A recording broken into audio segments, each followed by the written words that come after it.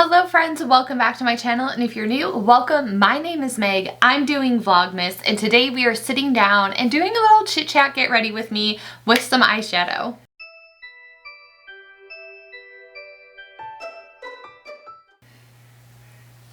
I am so excited to share this video with you.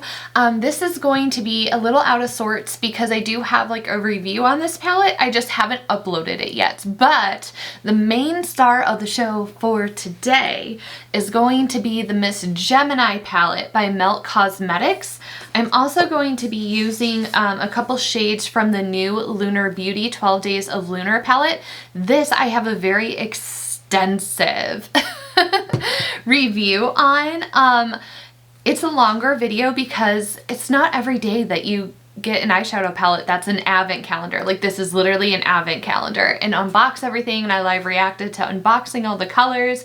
I did swatches, I did an eye tutorial, so it's like a really in-depth, like well-rounded review. If you are interested, if you want a sneak peek, this is a color story. It's a magnetized palette, so you get to design your own color story. If you have this palette, how do you have your colors organized? Because I still have mine in the order of me unwrapping them.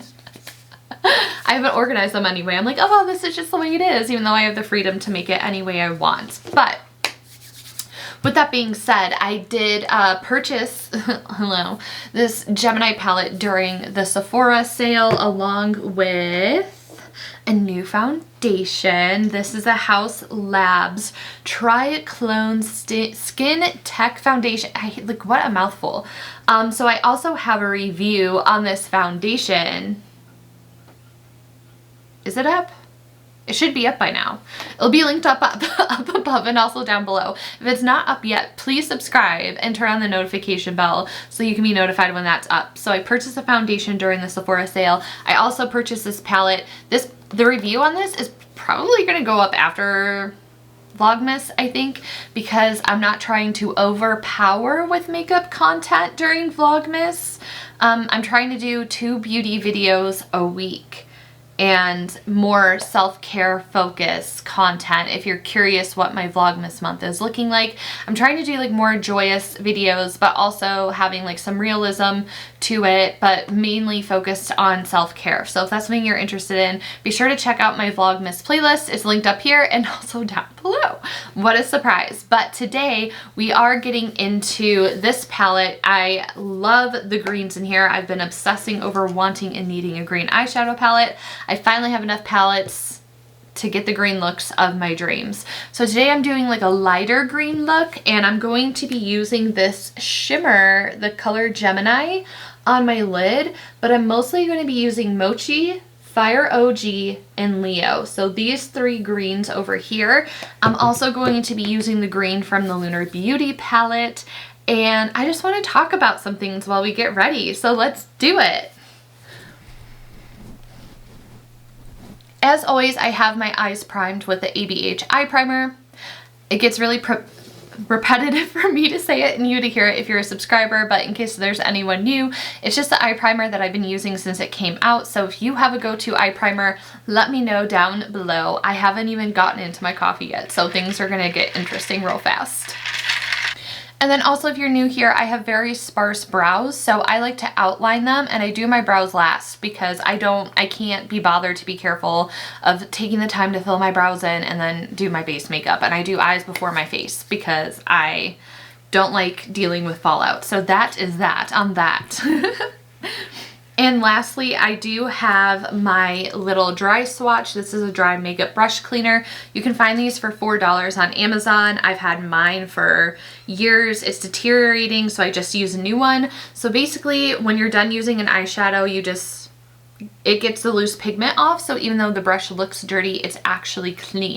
And this is a Real Techniques 203, and I'm going to be starting off with the shade Mochi, and I'm going to put that pretty much everywhere except for the inner part of my eye. I'm going to try to leave that open for the shimmer. now we can get into chatting about things. I don't think I really want to listen to music. I think I want to focus on talking instead of talking and having something playing in the background. So this conversation is sparked by a conversation I was having with my friend last night. And I was like, wait, this might be actually like an interesting topic, talking about movie aesthetics and like feel-good movies and like sensory stuff. Because if you're new here, I'm neurodivergent, and I recently discovered that I'm autistic, and I basically almost scored 100 on the sensory category. So we were talking about like sensory stuff with movies, and like I was complaining about how movie theaters are just like too loud. And I don't even think that that's like an autistic thing. Like I think it's like a general consensus, like why are movie theaters so loud? But anyways, we were talking about movies and why we like certain movies. And well, we were actually talking about our comfort show, which I feel like I could do like a whole video just listing my comfort shows. But Sex Lives of College Girls, oh, if you're not watching it, you need to. It's on HBO Max, and a lot of people like are like, I was so put off by the title, like I didn't want to watch it because of the title, blah blah blah. And I'm just like,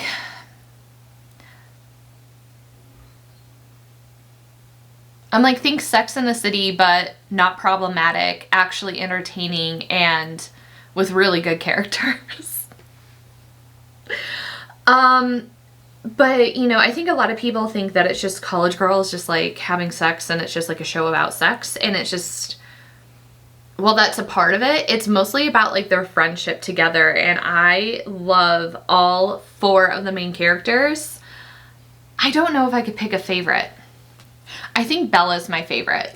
Like, I'm rooting for all of them, and I love all of them, but I just love Bella so much. And I think it's just because I feel like all of them are a little bit neurodivergent, but I feel like Bella is like neurodivergent AF. So I think that's like why I enjoy and love her character so much. Like, she's just so joyous and positive and happy all the time. And that's also the kind of energy that I wish I could radiate and have in my life. So I love that. And then we started talking about movies because I think Monica was asking me like, what's your go-to like favorite movie? Like, what are some of your favorite movies? Because I was actually talking about neurodivergency, like in fictional characters, and how that tends to upset people. So we started talking about that, and one of the movies that I listed was Legally Blonde. And I think that's just because aesthetically, I really love that movie so much. Like, obviously it's nostalgia. It screams like my early teenhood years. But there's just something like so satisfying about Elle, and like her hair is just like so satisfying to me. And like her outfits that she wears, she's like always in pink, and just like, obviously she's like a feminist icon. Like, I love the whole storyline behind it, but visually I think that it's really appealing. And then we got into this discussion of like, are we liking these movies and shows because of like the storylines, or are more so our comfort movies and comfort shows because of the visuals? And we really started getting into it. So for me, like a visually beautiful, we started talking about Disney movies, but I'm gonna circle back around to it because the Disney princesses brings me into shows. It's just like, I'm like, focus on one subject. And one of the shows that I love, that I think is so exciting, like part of the reason why I love it is because like the people in the show are so beautiful. The main characters are just like so like aesthetically like just beautiful to look at. And just the set design, the costume design, like there's so many aesthetically pleasing things about this show. And it's The Great on Hulu. It's about Catherine the Great. It's a really modernized tale of it. And it has, it stars Elle Fanning in it. I love it so much. And I think it's just like that era of just like aesthetically pleasing things. Like, I love Versailles and like the whole like wallpaper floor to ceiling and like the bedspread matching. Like, I don't know why, I just like that. And then I started talking about the movie, I think it's Sofia Coppola, I'm saying that wrong. Her movie Marie Antoinette with Kristen Dunst that came out in the 2000s. And I don't love that movie because of like the storyline, because like honestly sometimes that movie puts me to sleep because I feel like it's slow in some parts, but I love that movie so much because of the aesthetics, because of like it's like a visual sensory just like pleasure, like the dopamine is firing off in my brain, just like at the costume design, like the hair, the makeup, the costumes, just even like the food that they use is just like so satisfying to me. So it's just like, you know, coming to the realization that a lot of like my comfort movies and the favorite things that I have and enjoy is because of the sensory issues, or like not issues, the sensory behind them. Whew, and I said it before and I will say it again. It is allergy season in the desert once winter hits, because it's more like our winter is more like fall everywhere else. So now I'm moving on to Lunar Beauty and I'm taking the green color. I was so excited to see this green. Like the way I was so excited about this green, like you would have thought it was Christmas morning, right? It was an advent calendar. But I'm like, it's little things that bring me joy. So I'm just taking a little hint, a little sprinkle of this green to kind of lighten it up, because this is like almost mustardy green. And we need some more green vibes.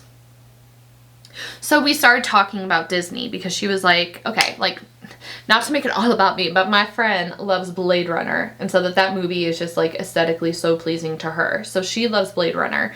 And I was not surprised by that. Like I knew that that was her favorite movie.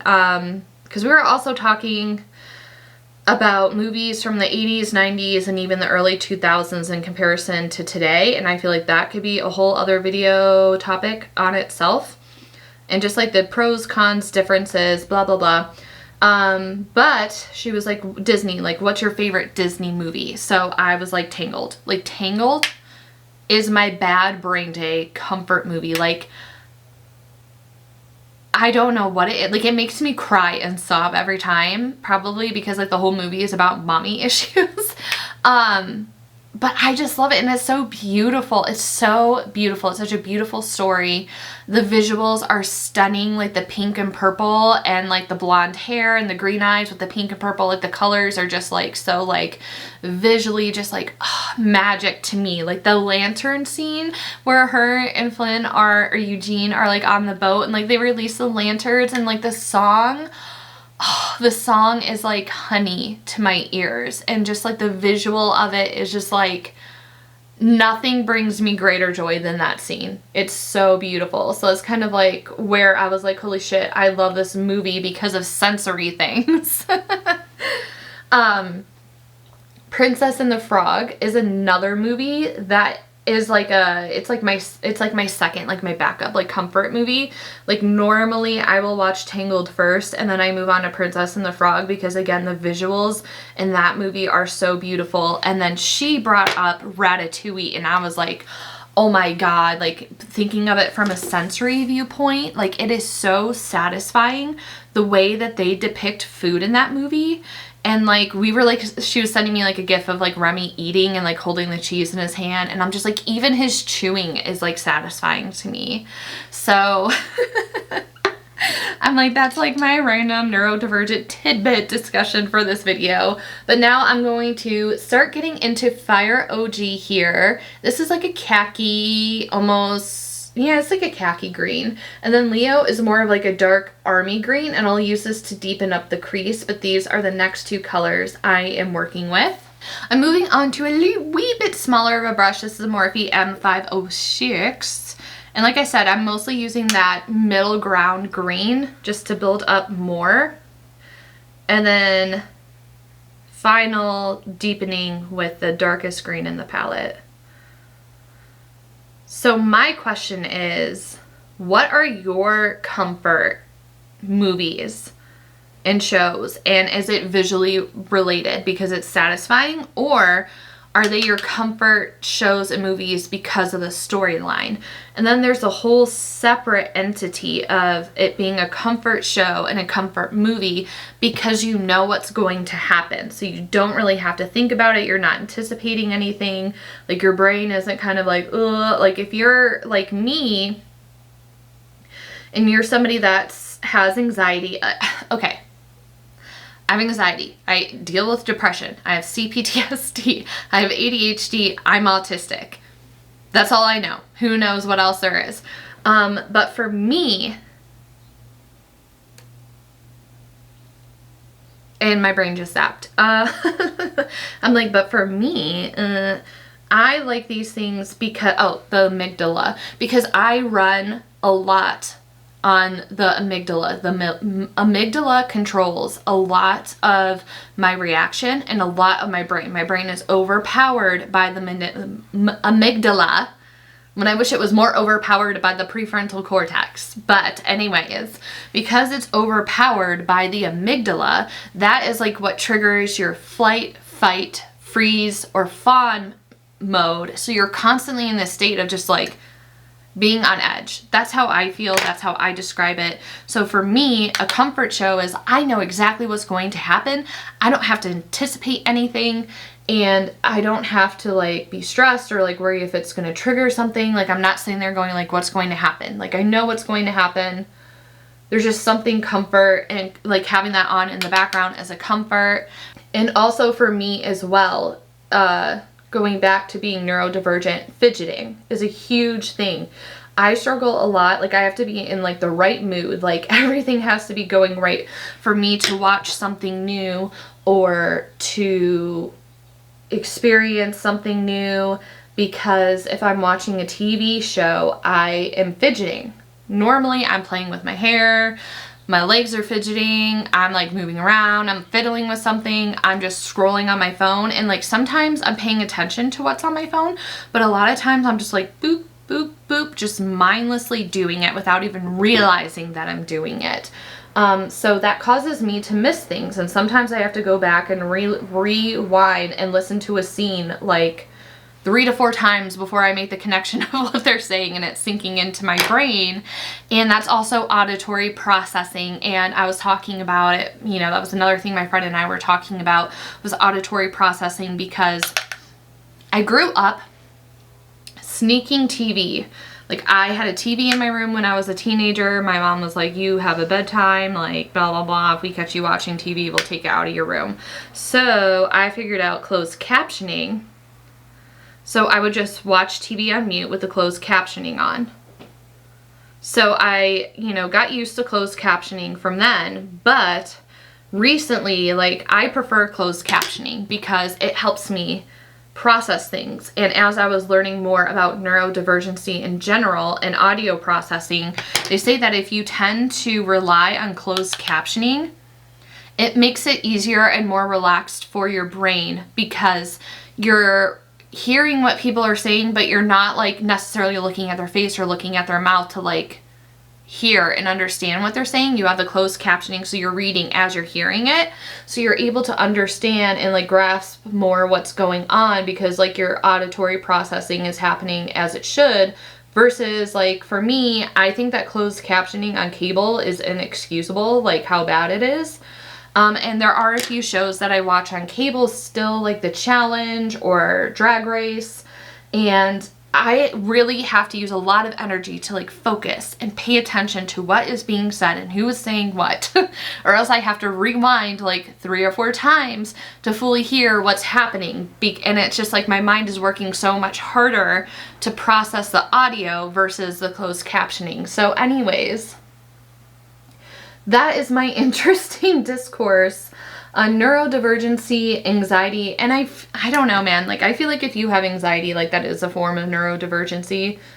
That's my hot take. So yeah, let me know, like, is any of this relatable to you at all? But I mostly want to know, like, what are your comfort shows or, like, your favorite shows, because, like, they're just, like, so visually satisfying. I would love to hear from you. Probably by the time I put this video up, I will start, because like I think I'm going to start watching today or tomorrow the Wednesday Addams shows. I am so excited for it on Netflix. I grew up loving Tim Burton movies, so I'm very, very excited for this project. I've heard nothing but good things about it, and I heard that in the neurodivergency community really seems to be loving the show, and people have some thoughts that they think that Wednesday is neurodivergent. So I would love to hear your thoughts on that. Let me know in the comments. And now we're going to add the shimmer to the lid. I just like using my finger. You get the best payoff. If you don't like a lot of sparkle, use a brush, but it's a pain in the butt, honestly, using a brush, and you get more fallout. And I just lightly tap. So I like this because I feel like it could qualify, like this is like a year-round look for me, but I feel like it qualifies as like a Christmassy look because of the green eyeshadow. And I feel like not every single Christmas look needs to be like a neutral smoky eye and a red lip. And if that's you and you love that, there's nothing wrong with it. Personally, I'm not a fan of it. It's not something that I love to do. And I like, you know, breaking out of the mold and playing with color. If you're a subscriber here, you know. If you're new, now you know. So there we go. And then the inner corner highlight will come once I get my base makeup on. But I'm just going to catch up the other eye, and then we'll move on to the lower lash line where we're going to use more brown colors and heavily smoke out the lower lash line. I love a good smoky lower lash line, especially now. I have bangs, you can't really tell. They're like, I get my hair cut in like 2 weeks, thank God, because I'm really struggling with styling my bangs. But yeah, but especially now that I have bangs, I love a heavy smoked out lash line. So again, with my makeup looks, like if this is too much, too dark, too smoky, add less, do less, or add more, you know? Take what I'm giving you and then put your own little uniqueness to it. Okay, so I just added a very thin line. If you want to do a winged outliner, that's great. I just haven't been into it lately. But this is actually a brown liquid liner. This is a House Labs in the shade Whiskey.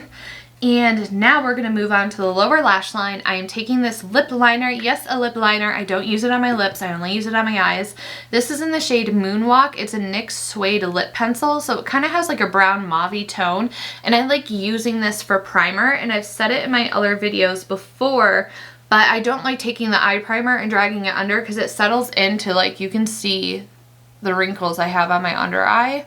It settles into that, and then even if I like pat it out and then put the shadow on top to quote unquote set it, it still settles in. And I find using this eyeliner, it adds as a darker base and it doesn't settle into my wrinkles, and my eyeshadow isn't settling into my wrinkles. So I just take a smaller brush and smudge it. And that's why I also like doing my eyes before my base makeup, because you can be as messy as you want with this lower lash line, and if you accidentally drag it down too low, you can easily clean it up with the concealer and setting powder. And this is the E36. And I said that we're going to use more of like a brown in the lower lash line, but I'm really just going to take the darkest brown in this palette and then do a gradient from there. So the darkest brown in this palette is called Cupcake. And then I'm going to use Leo, Fire OG, and then Mochi, and kind of work my way backwards as far as blending it out. And I'm only just going to use this brush, and I'm just going to like use my dry swatch in between to clean it. And the darker the color, the more concentrated in the outer corner it's going to be. So you can kind of like flick this up into the upper lash line to connect it if you want. But even with this brown, I'm only taking it halfway in. Sometimes I like a more like uplifted cat eye look, but lately I've been into like the rounded, like smoky look. So now that I have that on, I'm going in with the darkest green Leo. And I'm just going to go slightly under and start doing more back and forth wiggly motions to kind of blend and merge the two together. And I'm bringing this a little, like this slightly bit further inward than I did with the brown. And then now we're going in with that khaki green Fire OG, and this is going to be concentrated more so in the middle and starting to bring that to the inner corner, like the inner fourth. So not all the way, but you can kind of see the difference. Like I'm stopping here instead of bringing it all the way.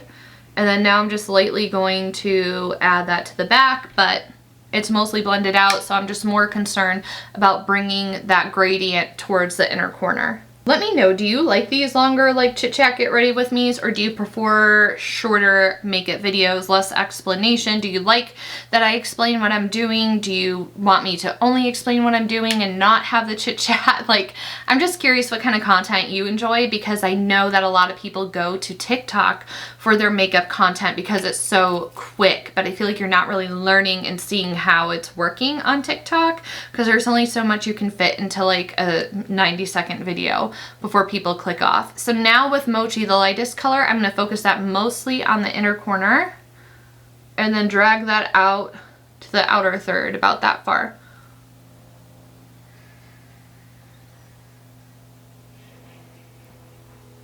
Alrighty, so that is going to finish it up for the eye look. I'm going to speed through the rest of my face. My alarm just went off. I still have that one more Lunar Beauty palette to put in the inner corner, so I will be back. We're gonna rush through the base makeup and then I'll show you what I'm adding to finish off the eyes.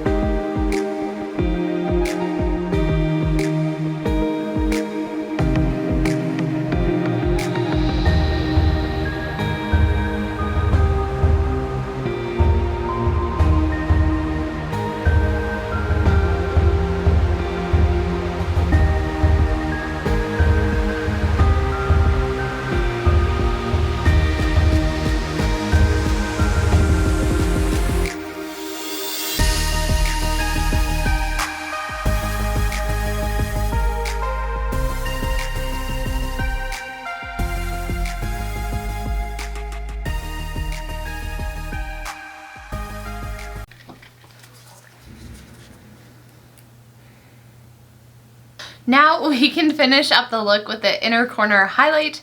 My bangs are a hot mess. Like I said, I'm getting my hair cut at the end of the month and I cannot wait to get my bangs refreshed. But ooh, that inner corner highlight though, I love this lighter shade from the Lunar Beauty palette. It is like my favorite shimmer for the inner corner. It's just pure magic. So I just kind of like drag that down to the inner fourth, just because I really like to have an open inner eye.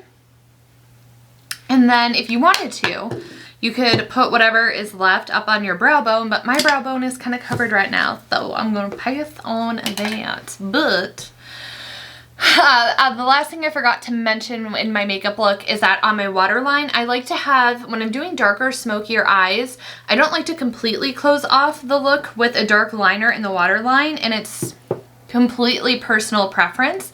So for me, I like to have like a bigger appearance of a bigger eye, so I put a white liner on my lower lash line. So that's been there since the beginning. I forgot to mention it along with the primer, but this is the completed look.